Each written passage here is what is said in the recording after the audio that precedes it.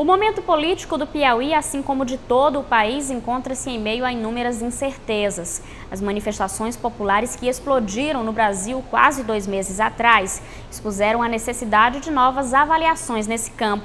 E as articulações políticas para as eleições de 2014 não ficaram de fora. Os horizontes, nesse momento, parecem incertos. E uma análise do cenário político atual parece ser uma coisa bem arriscada. Para falar sobre esse e outros assuntos, eu converso agora com o ex-senador Heráclito Fortes, do Democratas. Seja bem-vindo, senador. Primeiro eu vou perguntar qual a análise que o senhor faz dessas manifestações e, na sua opinião, contra quem ou contra o que a população protesta? Cansaço. A manifestação inicial e mais marcante da população brasileira nesse momento é o cansaço. São as promessas durante 10 anos, o mesmo discurso, e as coisas não aconteciam. O governo vinha sempre com aquela tese de que pela primeira vez na história, e pela primeira vez na história, o povo viu que estava envolvido em um cenário de promessas. Tanto isso é verdade que, se você examinar, a economia brasileira cresceu nos últimos 8 anos, cresceu, mas o mundo inteiro também teve um crescimento econômico. Só que, se você examinar, a economia brasileira cresceu menos do que toda a América Latina. Nós crescemos menos do que o Paraguai, nós crescemos menos do que o Uruguai, nós crescemos bem menos do que a Argentina, crescemos menos do que o Chile. Não se justifica isso. Nós tivemos os acertos no primeiro governo Lula, foi quando ele retirou lá do PSDB o Henrique Meirelles, que era um tucano, e o colocou no Banco Central. Tinha um comando e a política econômica brasileira era controlada pelo Banco Central. Passou a ter credibilidade internacional. O Guido Mantega sempre foi um ator secundário nesse processo. Quando inverteu-se no governo Dilma e ele passou a ser, na economia, o ator principal, mostrou toda a sua fragilidade com relação ao trato da coisa econômica, a política econômica, desconhecido internacionalmente e sem autoridade interna, fazendo-se com que, inclusive, houvesse um permanente conflito entre a equipe econômica, tendo que mudar alguém ali, tendo que mudar alguém acolá. E o mais importante disso tudo, o crescimento que se esperava do Brasil, o pibão que a Dilma ficou anunciando, foi transformado em um mero pimbinho. Então, o que a população brasileira cobra é isto. Aliás, eu vou te contar uma coisa fantástica. Eu fui a uma missa do vaqueiro, aqui no interior do Piauí, e vi uma coisa fantástica, em Aroás. Para mim, simbólica. Um vaqueiro, às 6 horas da manhã, me aborda. Disse: olha, a dona Dilma agora está querendo saber da população brasileira, através de um plebiscito ou de uma consulta popular, se nós queremos reforma. Mas ela não nos perguntou se nós queríamos os estádios que foram construídos pelo Brasil afora, em detrimento dos hospitais, em detrimento das escolas, em detrimento do investimento na saúde. É isso que o povo brasileiro está cobrando. Nós temos hoje, por exemplo, 6 dos 10 melhores estádios de futebol do mundo. Mas se você sair da sua casa para ir para qualquer um desses estádios, você vai ver no caminho as escolas aos frangalhos, os hospitais sem médicos, e você vai ver também o trânsito caótico e a insegurança comprometendo o direito de ir e vir do cidadão. Agora vamos falar de política local. Vou comentar que o senhor tem conversado bastante com pessoas ligadas ao PMDB ou PSB. Você pode até confirmar isso. A gente pode considerar que o senhor estaria cogitando mudar de partido e essas duas legendas seriam opções viáveis? Veja bem, o político que não conversa deve mudar de ramo. A arte da política é a conversa, o alimento da política é a conversa. A conversa é arte. Na verdade, eu não gosto de mudar de partido. E toda mudança partidária minha, eu não fui para partido de governo. Eu fui para partido de oposição, eu sou diferente da grande maioria. Se eu tiver condições de permanecer onde eu estou, eu ficarei. Agora, é um absurdo, nós estamos a um mês do limite das reformas E nós não sabemos ainda qual vai ser a regra do jogo. Se tivermos, por exemplo, a proibição de aliança proporcional, eu fico num partido inviabilizado, porque nós vamos ter que ter legenda de 300 mil votos. Entendeu? Agora, se nós tivermos uma brecha de manutenção, eu fico onde estou muito satisfeito. Até porque, anote o que eu estou lhe dizendo, essa próxima eleição os partidos valerão menos do que as pessoas, do que o currículo, o ensinamento, os ensinamentos de vida, a experiência, quer dizer, o cidadão valerá bem mais do que a sigla partidária. Como é que o senhor avalia o afastamento do PT dessas duas siglas que eu citei anteriormente, o PSB e o PMDB? O afastamento do PT? Olha, o PT perdeu a grande oportunidade na história de ser um partido não admirado só no Brasil, mas no mundo inteiro. Ele trocou a ideologia pela caneta, trocou a caneta pelo cofre. O PT, infelizmente, foi protagonista principal de um dos episódios mais tristes da política brasileira nos últimos 30 anos, que é o mensalão. E estamos aí ainda por concluir esse processo. Espero que o tribunal, pelo menos é o que se anuncia, vá concluir no segundo semestre.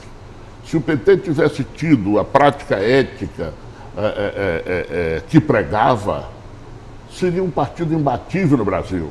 Porque é um partido que todos invejavam. Mas que partido? Um partido que não rouba, que não deixa roubar, um partido das virtudes, um partido que combate os erros. Na hora que assumiu o governo foi um desastre. E não foi um desastre só a nível nacional. Nas secções estaduais, aonde o PT governou, nós tivemos desastres. Você tem um simbolismo, por exemplo, do Zeca do PT no Mato Grosso, que foi dos primeiros, e por aí afora. Então, essa briga do PT agora, você veja, um caso concreto que eu vou te dar, o Rio de Janeiro. O Sérgio Cabral sempre brincou de helicóptero, sempre teve aquela postura arrogante, mas tudo ficava debaixo do tapete. Foi só o Sérgio Cabral dizer que o candidato à sua sucessão seria o Pezão, contrariando o PT, que quer o Lindenberg Faria como candidato a governador, o patrulhamento foi para a rua. E você pode ir atrás que todas essas manifestações, não é que o Sérgio não mereça, mas todas essas manifestações, elas são comandadas pelo sectarismo do PT. O PT só quer serviço, não quer ser servido. Diante do cenário atual, então, o senhor acredita que o senador Wellington Dias tem condição de retornar ao governo do Estado? Seria um desastre para o Piauí. O Wellington é uma pessoa fantástica. Eu uma vez disse em tom de brincadeira, e vou repetir aqui, se o Wellington fosse solteiro e quisesse se casar com uma filha minha, eu não me fazia nenhum obstáculo. O Wellington é uma boa pessoa e até tinha uma coisa em comum, gosta de dormir até tarde, minha filha também gosta. Agora, um Estado para ele governar, eu jamais daria, porque o Wellington foi um desastre para o Piauí. O que de concreto nós tivemos nesses 8 anos? Nós perdemos a corrida para o Maranhão, para Suzano, por irresponsabilidade do Estado que não apresentou as contrapartidas exigidas. Nós não fizemos o porto de Luiz Correia, nós não tivemos o aeroporto de São Raimundo Nonato, que foi anunciado, cantado em prosa e verso. Perdemos um centro de convenções de uma cidade onde nós temos uma vocação, pela sua posição geográfica, de consolidação dos grandes eventos. Prometeu 6 usinas hidrelétricas do Rio Parnaíba, não fez nenhuma e nenhuma delas começou.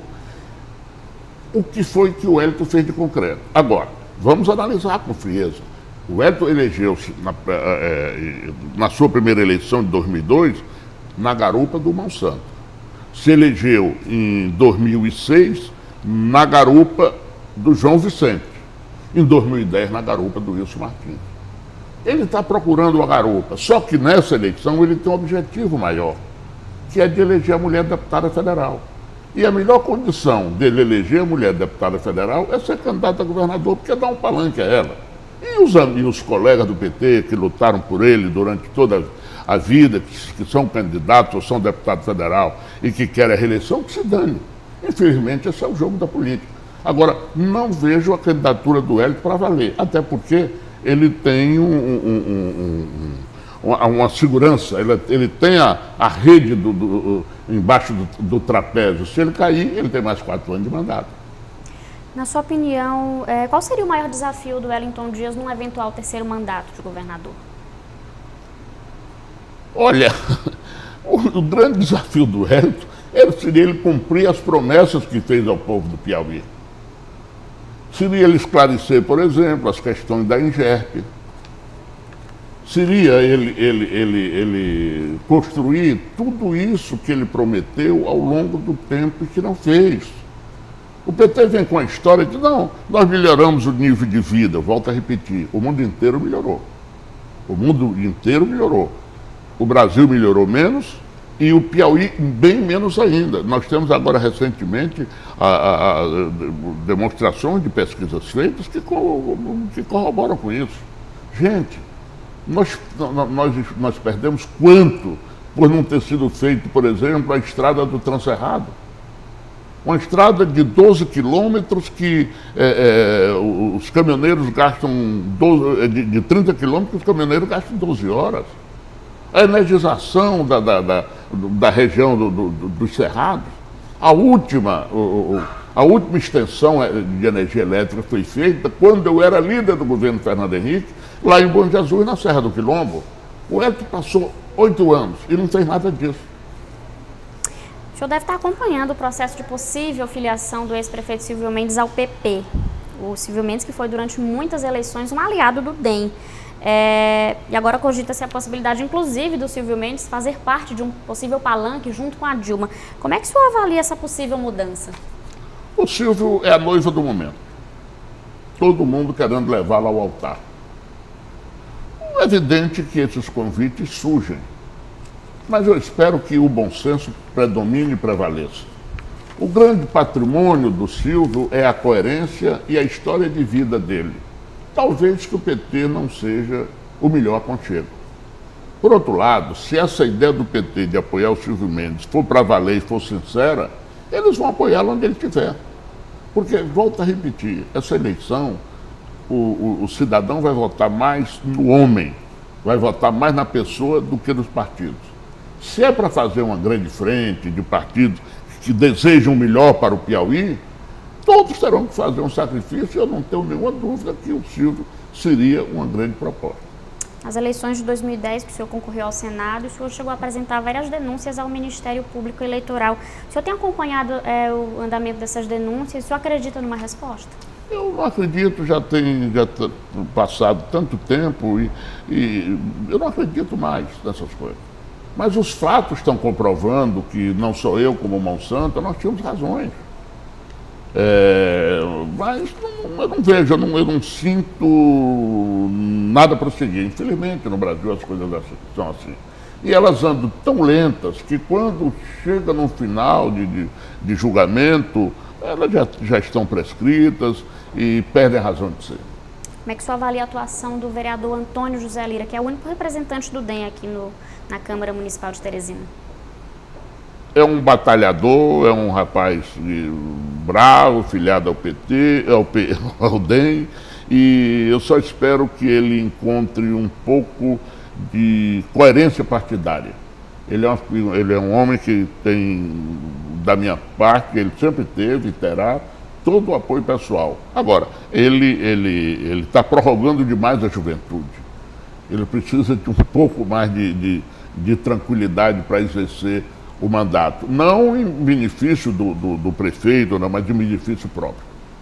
Inclusive, o vereador Antônio José Lira reclama que o único cargo oferecido ao DEM na prefeitura foi uma indicação do senhor e não dele. Como é que está a relação com o Antônio José Lira? Excelente, excelente. Agora, paciência, o Antônio José tem que compreender que eu estou na política com um pouquinho mais de tempo do que ele.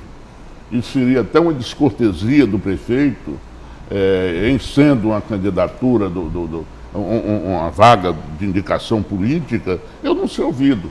Acho que quem teria que reclamar e não reclamou, até apoiou, foi o Marinha, que é o presidente estadual do partido. Um dos clamores das manifestações populares, agora recentes, foi por renovação política. Então, vou perguntar como é que o senhor avalia a permanência de figuras políticas como o Temístocles Filho, Wellington Dias e até o senhor. O senhor já pensou em abandonar a política?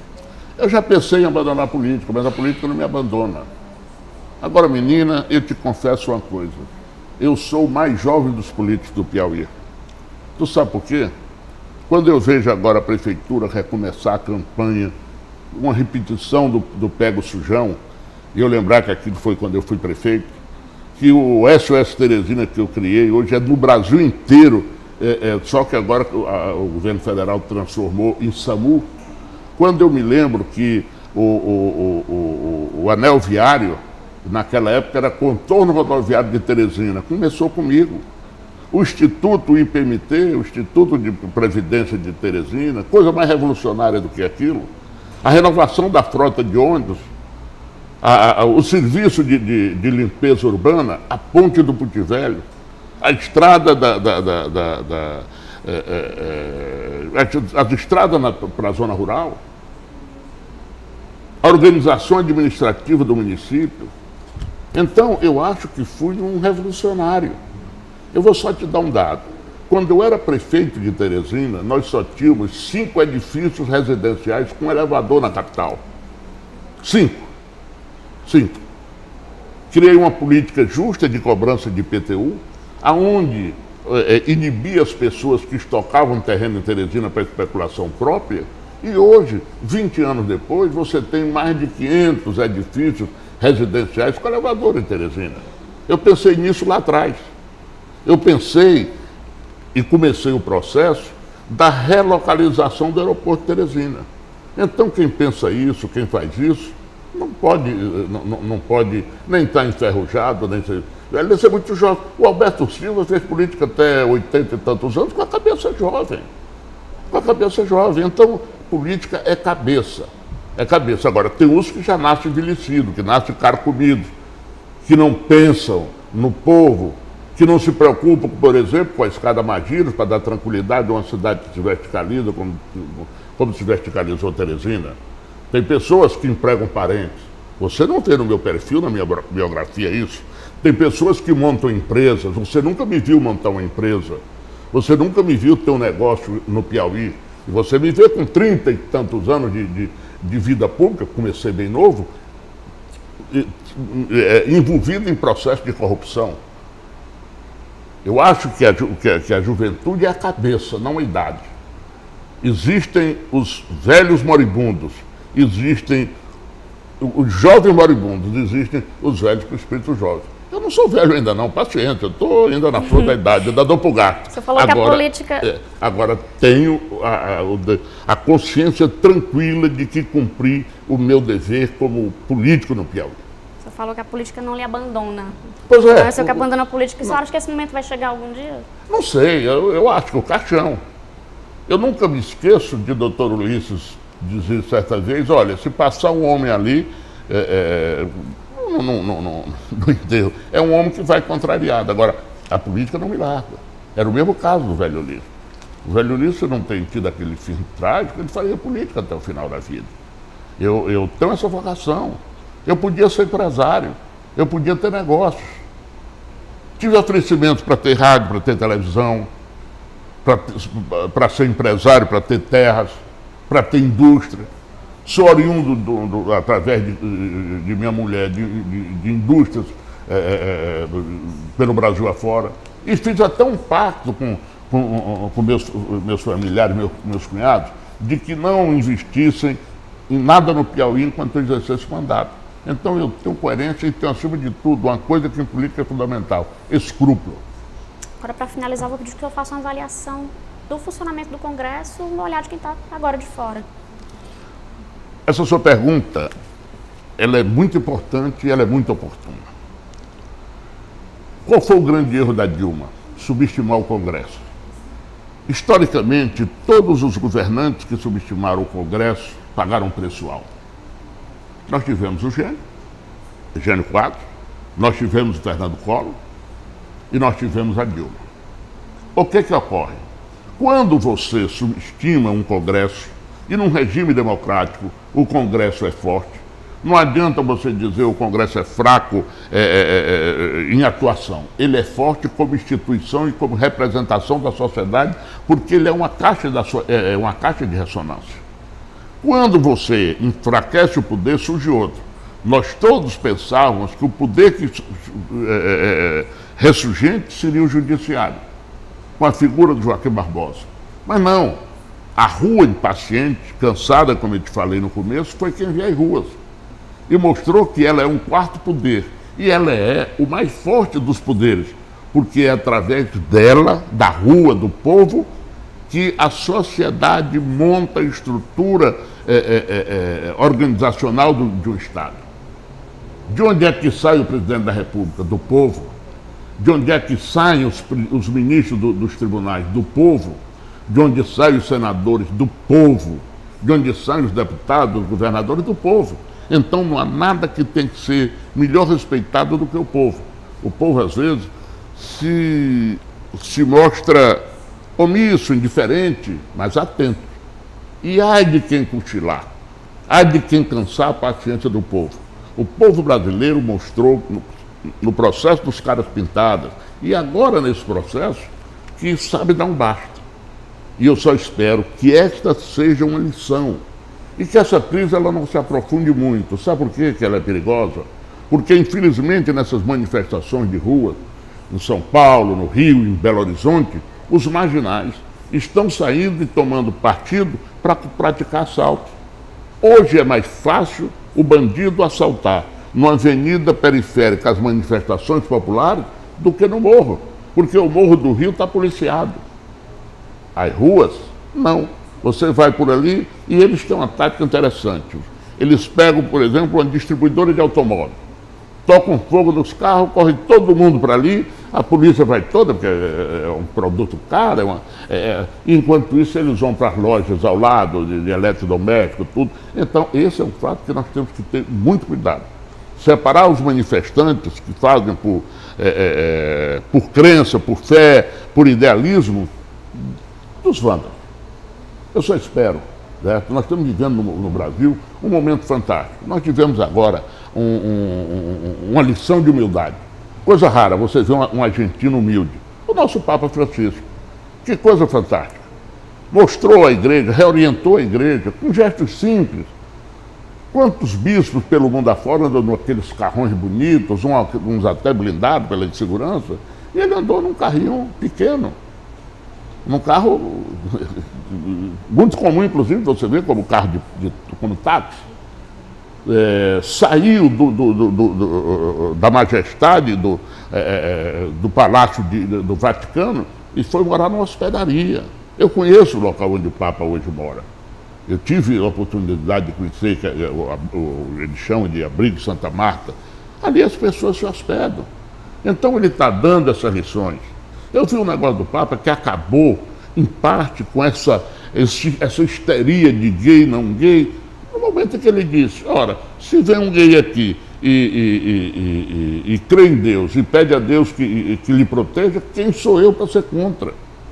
Nós estamos vivendo um momento, esse momento precisa ser entendido, esse momento precisa ser multiplicado desses exemplos simples que ele deixou entre nós. E eu acho que a população brasileira não vai jogar fora essa oportunidade. Te lembra de uma coisa, foi a primeira viagem de um Papa que surpreendeu o mundo por ter saído da América do Sul. Ele até disse, vim do fim do mundo, é um Papa do fim do mundo. Mas ele mostrou que aonde ele estiver é o começo do mundo, porque a mensagem dele está sendo dirigida aos pobres e, acima de tudo, aos jovens. A participação do jovem nesse processo de evangelização que ele vem pregando poderá ser um começo, não só para o Brasil, mas para o mundo inteiro. Tá certo, então conversei com o ex-senador Heráclito Fortes, Democratas. Muito obrigado pela participação. Obrigado.